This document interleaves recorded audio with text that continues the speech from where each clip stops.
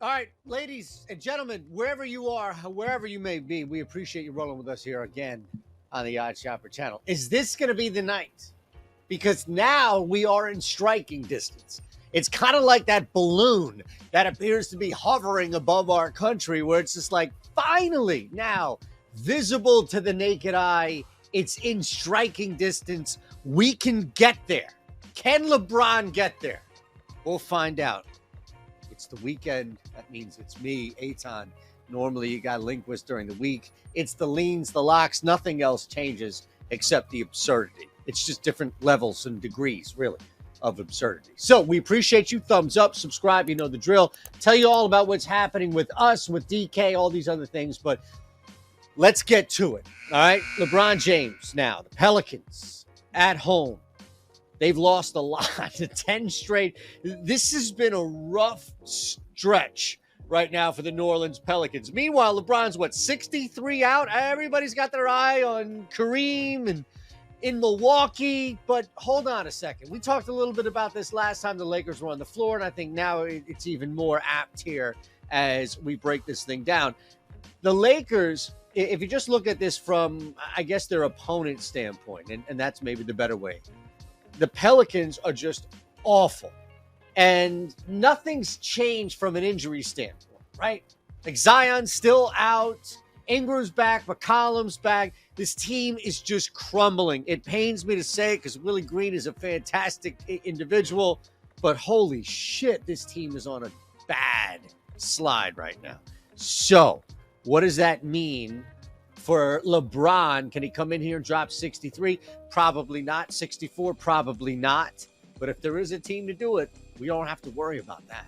We just have to worry about the side here. So much focused on that. As bad as this is for New Orleans, they're only getting a point at home. Maybe it's the Lakers who really are overrated and should be looked at more as an individual chase than anything else, especially with Kyrie going on here. We open up with the Pelicans +1 as our first play as a lean. All right, let me tell you what's happening at DraftKings. You have to be 21 or older. Gambling problem, call 1-800-GAMBLER. Just have to be in a place, an area, a state where you can legally place a wager. Pardon me. I need you to take 90 seconds out of your life. There's a link below. There's a QR code, I'm sure. You can use everything, either, what have you. It's going to bring you to DraftKings. Super simple. From there, 90 seconds. Again, sign up, deposit $5 and only $5. Now, immediately put that $5 on whatever you want. Put it on the Pelicans money line, okay? Just that $5. Before you bet anything, put it on $5, that $5 on the Pelicans money line, okay? Instantly, $200 right back into your account. It's easy. It's that simple. You don't have to worry about anything else. All right? Speaking of Kyrie, in case you haven't heard, Kyrie Irving has requested a trade. I'm sure Kevin Durant has thoughts. I'm sure people have thoughts. I'm sure Brooklyn has thoughts. I'm sure a lot of people have thoughts. But, is it enough right now to totally derail a basketball team that isn't really that good in the first place? Yes, absolutely. And if you look at where the Wizards are, whoa, what a deflating loss they had on Friday night. We talked about that in the NBA parlay video, the Portland Trailblazers, an opportunity for them to strike. But it was more about just looking at opportunity for Portland. Now, I think that opportunity opens itself up for Washington.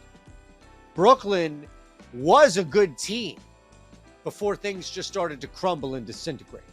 And you're getting that now for a squad that's 11 games above 500 heading into this game tonight.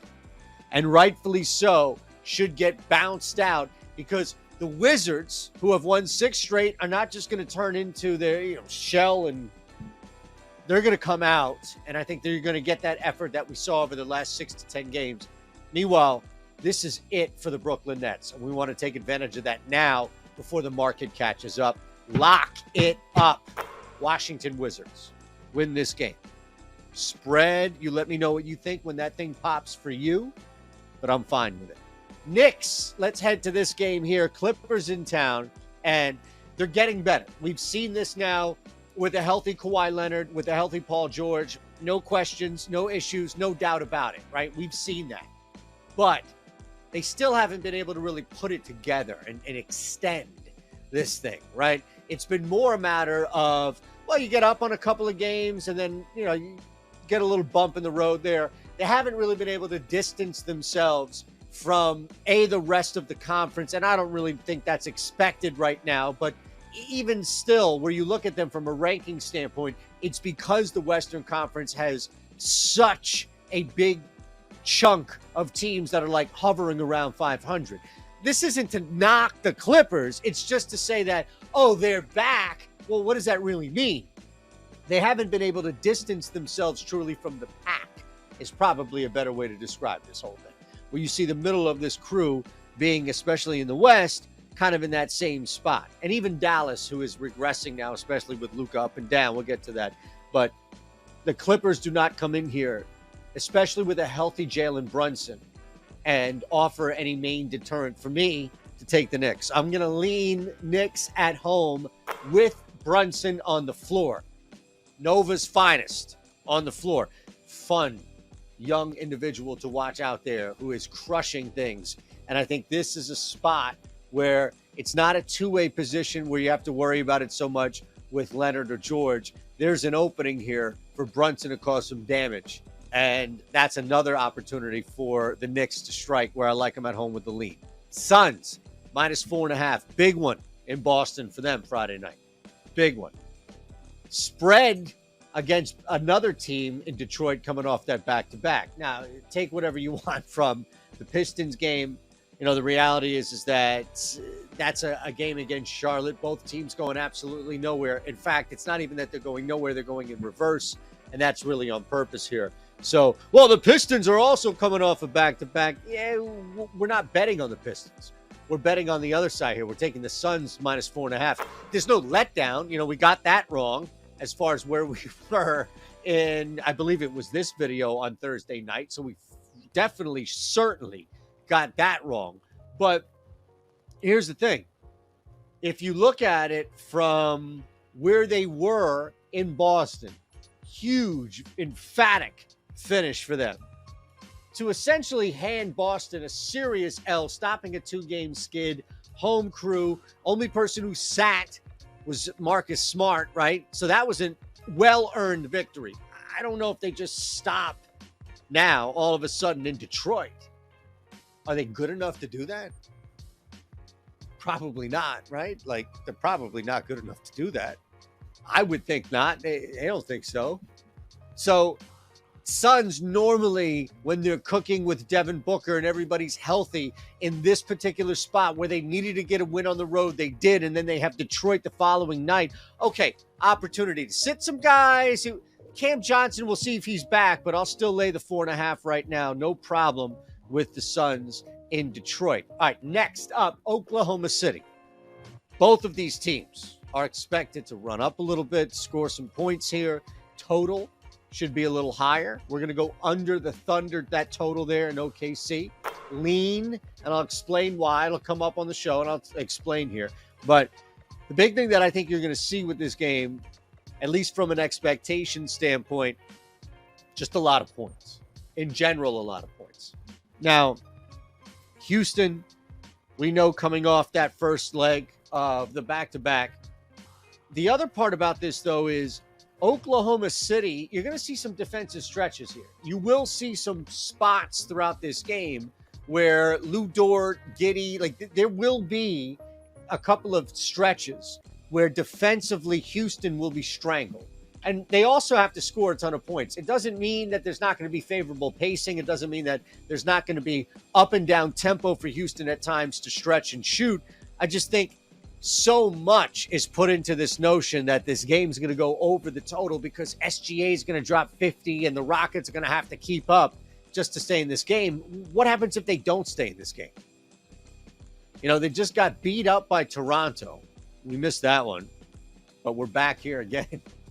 As I'm going through this, multiple legs of the back-to-back, like shit, we missed that one. Fuck.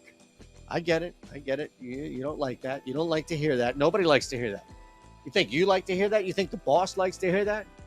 I think Ben Raza likes it. Somebody is tagging Ben Raza in the Discord right as they see this, as they watch this. You know, he said he didn't even hit this shit. What the hell you have him doing these videos for? Can't you get anybody else to fill in for Lindquist?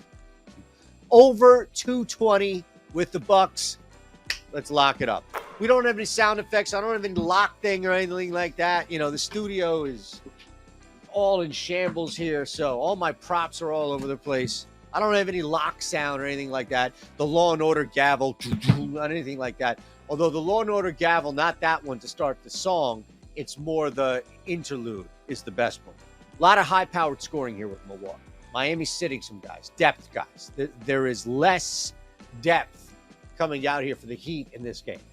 So, looking at it from Miami's side being pretty thin, and I think there's I hate to say equation, but I think you can look at a theme that usually plays out. And whether or not it plays out from totals, player props, stuff like that, is up to where the books set lines. But I think from just a theme standpoint, whenever you have multiple guys from a depth area, like on the rotation, and we see this with Miami tonight, you have other guys getting bumped up. These are not raw scoring shooters, anything that you see there where it's like, come off the bench, be the third, fourth guy off the bench and get us 20 a night. Meaning they're going to defer to the higher volume scorers. And they're going to take more shots on the floor. This is just a formula, if you will, you can follow. And it's going to work again with Miami. And that in turn is going to open up some easier looks. It's just going to make it easier for the Miami Heat to score against Milwaukee from the outside, I think from the perimeter, especially if they're getting shooting and scoring opportunities, I should say, by driving and getting to the middle and getting really to the free throw line, more so than anything, and getting to the front court. Foul trouble on Milwaukee's side. Doesn't mean Giannis, but we know Milwaukee's going to stretch. We know Brook Lopez and others are going to be out there trying to open things up for Giannis, so we're not going to ignore that by any means. And that's why this fuels into a 220 play. It's at 220 where we looked at it. Lock it in. I think this goes higher as more people look at it. Miami, they are going to score some points, and they're going to do their part. I don't think either of these teams benefit from some sort of hug it out, just slow fest there in the ring like a boxing match.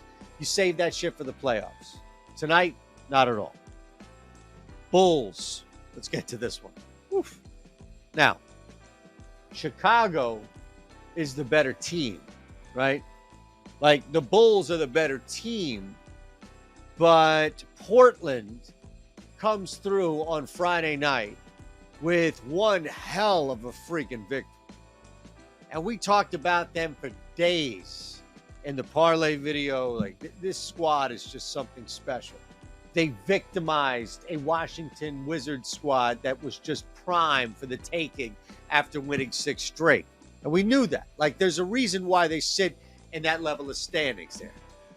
Trying to not get in the way of Kareem too much. But then LeBron, you know, I'm on that side. So, hey, man, I think Portland has something going right now. And Portland has, it's not even star power. It's fueled by Damian Lillard to the point where Anthony Simons can step in and be the catalyst for closing out that ridiculous gap where a lot of you thought, like me in the Discord, oh shit, this game's over. Back to that in a second. But Bulls are the better team. People are going to, you know, I'm sure, pour on Chicago because, oh, the Blazers are tired. And I get it. And I'm there. And I'm acknowledging that this is a public play and what I believe to be. And it's contrary to what you may think the public play would be, which is, oh, well, the team that's hot, the team that just had a guy that didn't even need to score 35 points and they go out there and they win. They just snapped a team's 6-game win streak. Washington on the road, they did that. They came back from, what was it, 50, 60? The myth keeps growing and growing. 80 points was the lead at one point after 8 minutes into the first quarter. And then they came back, they stormed back, and they won the game. It's insane. I can see more people piling on. I'm going to lean Chicago in this one tonight. And I think, again, Chicago is the better team. They may not just be the hotter team, but that's tough to last And I don't know if Damian Lillard just finds that mojo right away, instantly in the first quarter, second quarter. It might be too late by the time he finds it and snaps out of it, like we just saw, except in this case, you can't keep doing that and expect to win games. Really cool when we got ahead of it. And with Washington, I think we're flipping it here and taking advantage of it with Chicago. We will lean with the Bulls. 2 to go. Let me tell you about what's going on, though, as I mentioned. Discord. Portland Trailblazers. Just give you a perfect example of this. Now, we have a link below. First week, half off. You want parlays? We have parlays. Threw out a parlay just now. College basketball, it hits. Warned people about taking one side. Said, you know what? Just take this side. Take the money line. Parlay plus 196 on the Discord. College basketball, we have it. NBA, we have it. A lot of people are doing a lot of different things. I know you want parlays. Some of you may even want round robins, whatever it may be. Ladder challenge, we're doing that. We have it all in the Discord. And I am making sure that it's almost like if you don't see it, suggest it, and we'll do it. You never know what type of plays are coming out there, but we always have parlays. We always have same-game parlays. We're always taking advantage of that 10-point cash out. We did it again with Portland, except we didn't need it. They just won on the money line. Technically, they did cash out with like 36 seconds to go in the game, so it does count as an early cash out, but we're doing it all. There's a link below, and your first week is half off. So come in, check it out, hang out. All of us are in there, and you could bounce around to different rooms, but I know so much of you out there, so many, I should say, of you out there love parlays, and you need parlays. I need parlays, right? So I got you. Look, I'm going to post it on Twitter at Shander Show. That's how you can follow me there. I'll post it elsewhere as far as on the videos that I do on Saturday, screenshots of that Quinnipiac and Niagara college basketball parlay. But that's what's happening on the Discord. Click that link below. 2 games to go. Warriors, 1 more lock, and we're giving it to Golden State. Why? We know Luka, injury issue there. I'm more concerned about Golden State right now. At least I'm more focused, maybe, about Golden State right now. And that humiliating loss to the Denver Nuggets. So many of us, me included, oh my God, we have the Golden State Warriors at plus 12, 12 and a half. We're banging this CLV drum about how the Golden State Warriors were just in this amazing position at plus 12 and a half at 8:30 in the morning. And then all of a sudden, these guys all ruled in except 2. Klay Thompson, I think Draymond right out. Oh my God. They get blown the embarrassing. Doesn't matter. Klay, Draymond, what have you, musical chairs of who's in, who's out. This is a message to themselves. There's no message to be sent to anybody else. Multiple championship team, but this is an opportunity where you see everybody healthy again, or at least I should say with Steph healthy again. You go back to struggling on the road, coming back, settling things at home. Struggling on the road, coming back, settling things at home. That's something you could count on now so long as Steph is healthy and out there. And that's what I'd like to do just now. And yes, we will break the lockout. Doubt the Warriors sit a bunch outside of what maybe we just saw with a loss that bad that they have to come off. That's all I'm saying. It's an absolute travesty that we would get that line 7 points better than what it closed, and it still didn't fucking matter. But that's neither here, that's neither there. You don't have to worry about that, neither do you, and we don't have to as a whole. We close it, we move on, 1 more game. Hawks, we will lean. We will lean Atlanta. Atlanta's going to be in this game. Just another late game for the Hawks out there on this road trip. Isn't it amazing? They're going to be in there. Denver, I'm wondering if Denver sits anybody. That's kind of what I'm looking at. Like, is this an opportunity, load management, all-star games not too far down, right? Like, is this a chance here where you start to see some people sit? I don't know if that's going to be the point to bet against, but all of a sudden, I don't know if Atlanta, outside of Trae Young, or at least the idea of Trae Young, has truly been taken seriously either. So Denver may come in, go through the motions, give up a little bit of a lead. We saw that early in that game against Utah. Like, all right, man, you know, the Jazz, come on, it's Trae Young, I get it, but really, what else is going on here? Murray, he's there? I didn't even know that. That's what I'm saying. Like, you may just get Atlanta shot out of a cannon to where I'll take points in a really difficult place to play.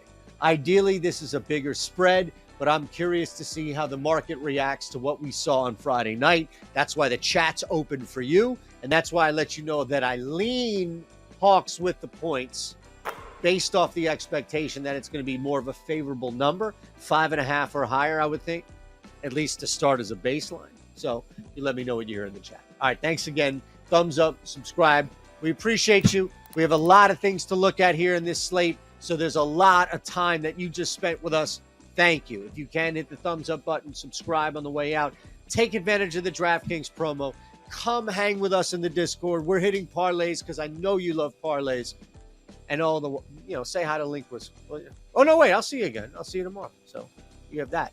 You have that to look forward to.